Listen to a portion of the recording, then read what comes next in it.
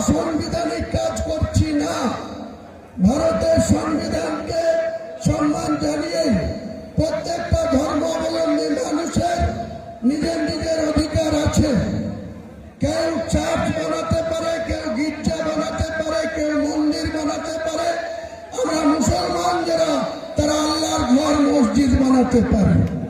Supreme court যে judgement দিয়েছিল, সেই জাজমেন্টে যেমন উইদাউট কাগজপত্র ছাড়াই, রামলীলার কোন ডকুমেন্ট ছাড়াই, শুধু বলেছিল মানুষের আবেগকে সাড়া দিয়ে অনারেবল সুপ্রিম কোর্টের 5 সদস্যের ডিভিশন বেঞ্চ সেদিন বলেছিল যে এক শ্রেণীর হিন্দু সমাজের মানুষ এখানে বাবরি মসজিদ ভেঙে দিয়েছে 1992 সালে। সেখানে তাদের আবেগকে গুরুত্ব দিয়ে সেখানে রাম মন্দির হবে। আপনারা সবাই জানেন, গোটা বিশ্ব জানে, ভারতবর্ষের আপামর 145 কোটি মানুষ জানে যে অযোধ্যাতে একটা রাম মন্দির তৈরি হয়েছে। আমাকে মুসলমান সম্প্রদায়ের মানুষকে তার বিরোধিতা করি। আমি যেদিন 12/12/2024 কলকাতায় আজকের দিনে এই ভিত্তি স্থাপনের কথা, বাবরি মসজিদের ভিত্তি স্থাপনের কথা বললাম, তারপরেই সঙ্গে সঙ্গে দেখলাম কিছু সংঘ পরিবার, কিছু মহারাজ সাগর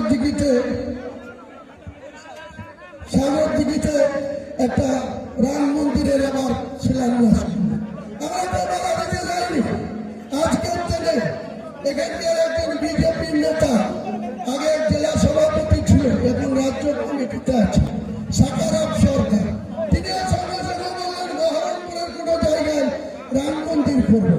আমরা কিন্তু আপত্তি করিনি, বলেছি প্রত্যেকটা ধর্মাবলম্বী মানুষের নিজের নিজের ধর্ম করার অধিকার যেমন রয়েছে, তাদের মন্দির বানানো, মসজিদ বানানোর অধিকার ভারতবর্ষের সংবিধান স্বীকৃত। স্বাভাবিকভাবে আমাদেরকে বিরুদ্ধে যেটা চক্রান্ত করে পিআইএল ফাইল করা হলো, তারা চেয়েছিল 8 তারিখে ডেট ছিল, তাহলে স্বাভাবিকভাবে আজকে 6 তারিখে আমরা শিলান্যাস করে দেব। তারা এটাকে রোখার জন্য স্পেশালভাবে মেনশন করলো 5 তারিখে মামলা শুনানি করতে হবে। মহান আল্লাহ যাকে সাপোর্ট দেয়, মহান আল্লাহ যাকে দোয়া করে, আল্লাহ যাকে ভালোবাসে, এই পৃথিবীর কোন মানুষ তার বিরোধিতা করলে সার্থকতা আসে না, সফলতা পায় না।